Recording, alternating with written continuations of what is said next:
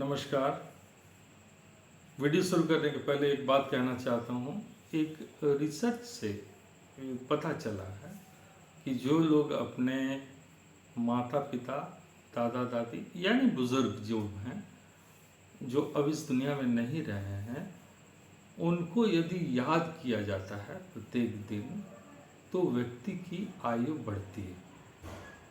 तो एक देखने पर ये मिला, और आप भी अपने आसपास देखें, क्या ऐसे संस्कार लोगों के पास है तो उनकी आयु की स्थिति क्या है, वो आप देखिएगा। ये रिसर्च का विषय है, आप खुद भी देख सकते हैं। जहाँ तक मुझे जानकारी हुई तो ये मैंने आपसे शेयर किया। चलिए अब वीडियो शुरू करते हैं। और आज हम लोग बात करने चले हैं, और उससे पहले ये बता दें कि आप देख रहे हैं अरविंद जी ऑफिशियल, और अरविंद जी ऑफिशियल एक अलग अलग प्रकार के वीडियो बनाते हैं। तो अगर आपको अच्छा लगे तो आप लाइक एंड सब्सक्राइब कीजिएगा। फिर आगे मिलते हैं, आगे की बात शुरू करते हैं।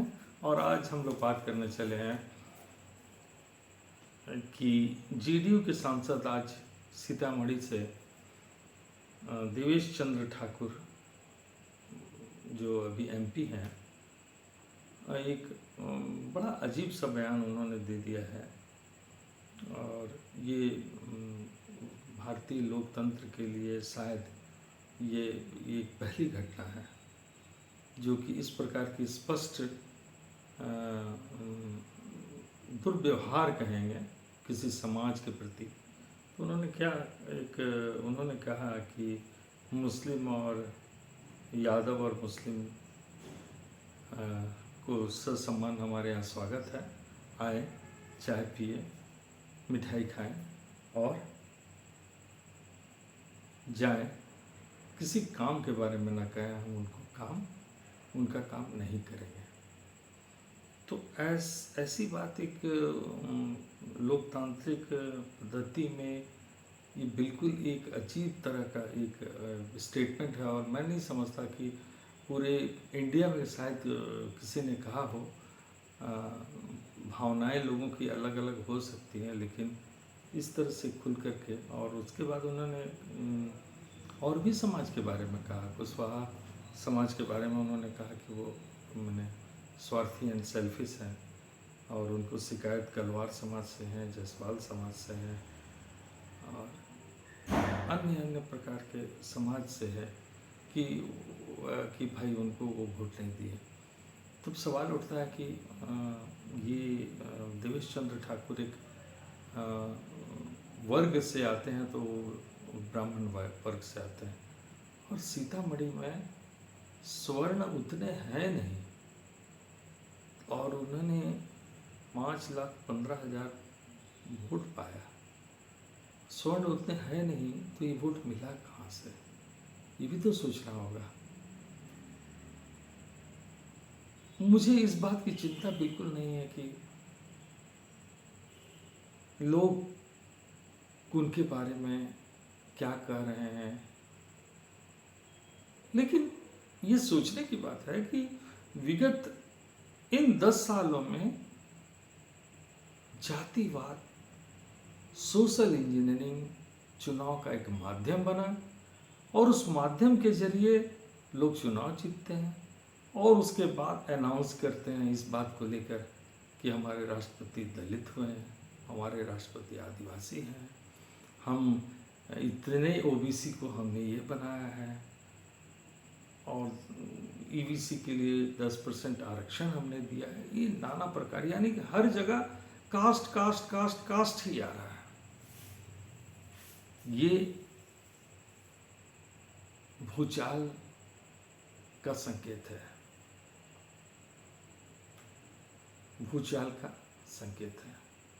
इसके पहले मैं आगे कुछ कहूँ, माननीय सांसद का प्रॉब्लम साफ साफ उन्होंने कहा कि मतलब मैं उन फलाना जातियों का मुस्लिम, मैं स्पष्ट करता हूँ, मुस्लिम कुशवाहा और ख़ास करके मुस्लिम कुशवाहा और यादव के विषय में एक तरह से उन्होंने इंगित किया है अपनी बातों को।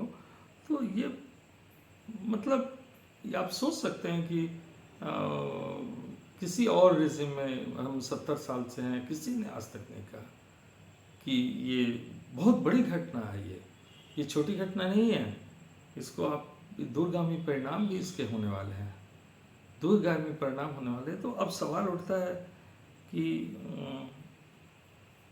अगर ओबीसी की बहुत सी जातियों से नाराज हैं, यादव से, मुस्लिम से, कलवार से, जायसवाल से, और उन्होंने कहा कानू हमको सपोर्ट किए थे, तो इस प्रकार की बात है। तो अब स्पष्ट है कि जब आप मुख्य ओबीसी के लोगों से ही मतलब उनका काम नहीं करेंगे, तो इसका मतलब तो एक स्पष्ट रूप से ये है कि हम स्वर्ण का काम करेंगे, हम स्वर्ण वर्गों का ही काम करेंगे। इसका दूसरा अर्थ तो ये भी निकला, और हम दूसरे का काम नहीं करेंगे।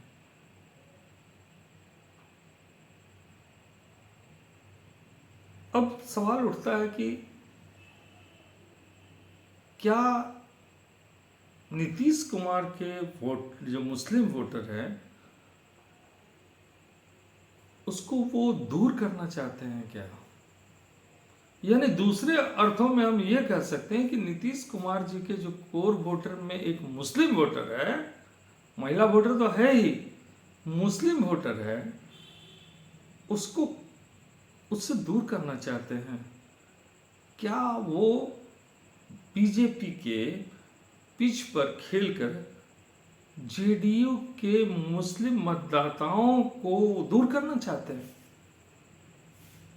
सवाल उठता है कि क्या कोई साजिश हो रही है और उनको, नीतीश कुमार जी को कमजोर करने का एक स्लीपर सेल की तरह काम किया जा रहा है? ये तो नीतीश कुमार को भी सोचना होगा।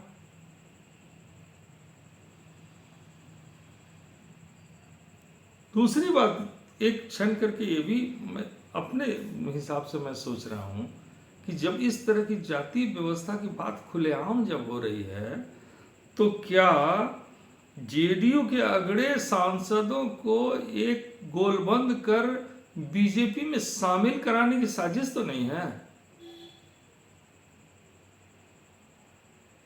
ये भी बात है। इन सारी परिस्थितियों को देखने के बाद एकदम स्पष्ट लगता है, भाई साहब, बिहार में अगर इस प्रकार से जाति और सोशल इंजीनियरिंग की कुरूपता देखने को मिलेगी तो इसका परिणाम अच्छा नहीं होगा, बहुत बुरा होने वाला है। और इस विषय में नीतीश कुमार को खुल करके सामने जनता के आना चाहिए और देवेश चंद्र जी के को से माफ़ी मंगवानी चाहिए। लेकिन मैं माफ़ी मंगाने की बात भी एक छोटी बात है। सवाल उठता है कि ये बात कैसे कोई बोल सकता है? ये बात छोटी मोटी बात नहीं है कि किसी समाज के, पूरे समाज को ही एकदम दरकिनार। आप सांसद बने हैं, जनप्रतिनिधि बने हैं, आपको स्वाभाविक है कि आपको 5-5.5 लाख वोट मिला है, लेकिन 6.5 लाख वोट जो है वो विपक्ष में भी गया है। विभिन्न, मिस्टर राय को 4.5 मिला है और लोगों को भी मिला है, तो 4.5 तो उसके अपोजिट में गया। तो इसका मतलब हुआ कि केवल और केवल आपको जो वोट देंगे उन्हीं का काम करेंगे, और जो वोट नहीं देंगे उनका काम नहीं करेंगे। तो भाग्यपूर्ण ये बयान है और इससे बचना चाहिए। और मेरे ख्याल में नीतीश जी को और जेडीयू के बड़े नेता ललन सिंह जी को भी इस बात का स्पष्टीकरण देना चाहिए जनता के सामने। ये छोटी मोटी बात नहीं है। चलिए आज इतना ही, और इसी विषय को रखते हुए और आगे फिर दूसरा कोई वीडियो बनाएंगे। परंतु ये गंभीर विषय है और इस पर भी विचार आप कीजिए कि क्या ये लोकतंत्र के लिए का, जो लोकतंत्र का को कमज़ोर करने की साजिश तो नहीं हो रही है? और इस तरह की जातिवाद और खुलेआम जातिवाद के बाद जाति इस देश की सच्चाई है। और उसके पहले भी मैंने इसके पहले भी एक छोटा शॉर्ट वीडियो मैंने बनाया था कि भारतवर्ष में जाति नहीं है, जाति एक सांकेतिक चीज़ है, यहाँ पर नस्लवाद है। अगर जातिवाद से आगे नस्लवाद की बात उठने लगी तो फिर हमारा देश बहुत मुश्किल में पड़ जाएगा। इसलिए देवेश जी से अनुरोध है, हाँ करबद्ध प्रार्थना है कि आप इस विषय को पटाक्षेप करने की कोशिश कीजिए, वरना ये आगे अगर गया तो बहुत ही बुरा दिन देखने को मिल सकता है। और ख़ास करके मैं स्पष्ट कर दूं कि जो भेदभाव अगर बढ़ने लगी तो 15 और 85 की बात फिर शुरू हो जाएगी और 90-91 की स्थिति फिर आ जाएगी। इससे बचना चाहिए। सौहार्दपूर्ण वातावरण में राजनीति हो और अच्छी राजनीति हो, इस पर लोग ध्यान दें, खास करके हमारे जनप्रतिनिधि। चलिए मिलते हैं फिर, नमस्कार।